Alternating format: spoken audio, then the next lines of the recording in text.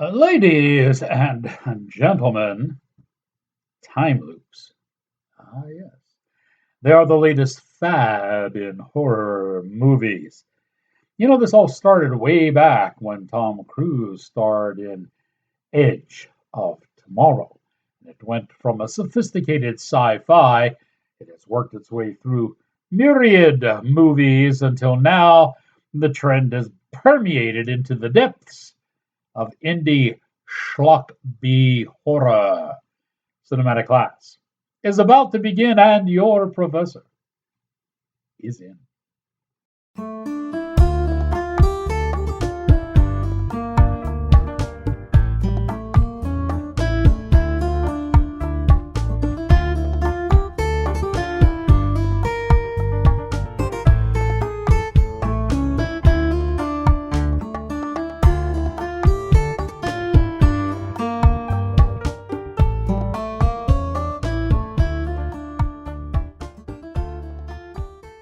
Ladies and gentlemen, I'm one of those old fashioned type guys who still sends out Christmas cards.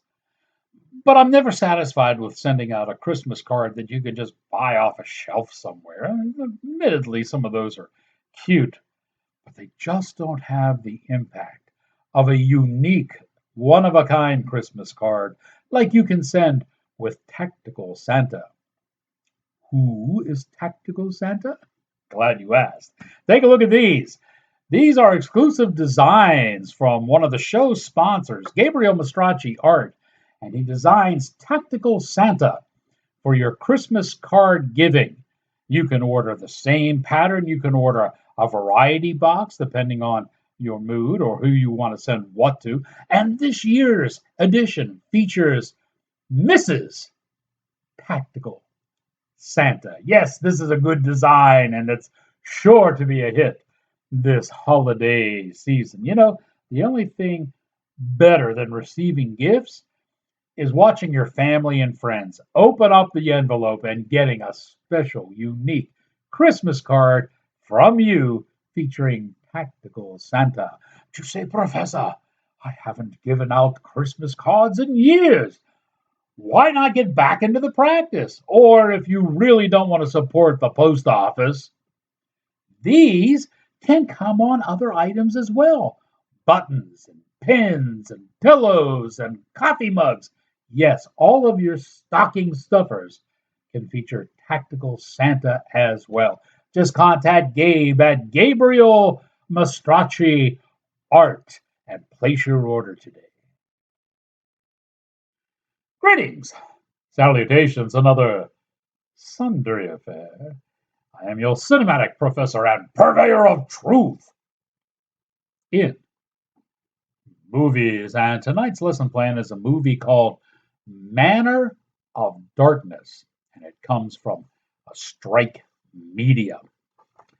Now, our story begins with an English manor. It is rumored to house a priceless artifact, which no one as of yet has discovered. Disguised as a documentary film crew, a group of nefarious no-goods seek to purloin this treasure, but instead discover an evil demon within the house who traps them all in a time loop. In this loop, they must relive the same day over and over, suffering horrible consequences and deaths until they can find a way to defeat the demon. Listen, I've found something that's going to make everything right. This is so sick.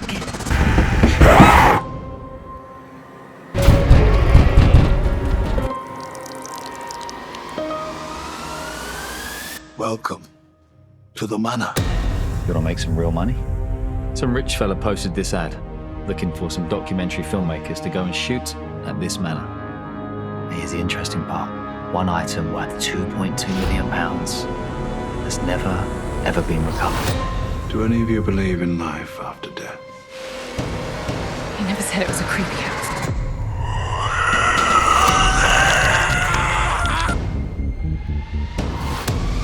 What does she mean when everyone dies? At first, during the daytime, Did you hear that? follows you, creeping behind from every corner of the night.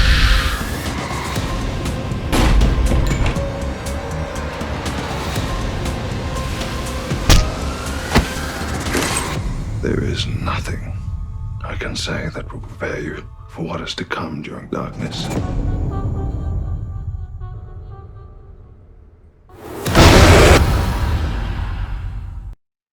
All right, so that was a look at Manor of Darkness. In front of the camera, the movie stars Sarah Alexandra Marks, Kim Lynn Spearman, Louis James, and Stuart Wolf Murray. Do you notice how many of these actors have to use three names to self identify?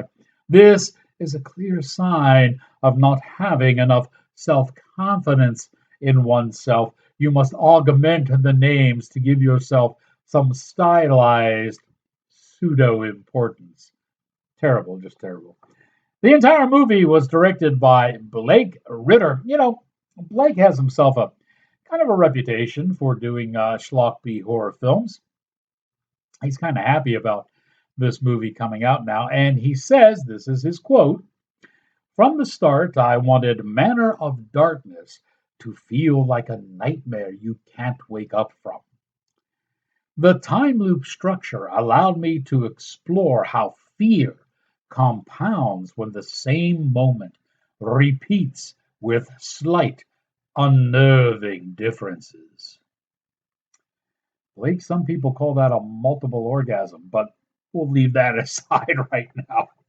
If that's what he wanted to accomplish, then kudos, maybe he did, because it certainly is reminiscent, is it not, of the recent elections we just had, where many people could not learn from past experiences, or were bamboozled into electing the very people into political office that have declared death to America.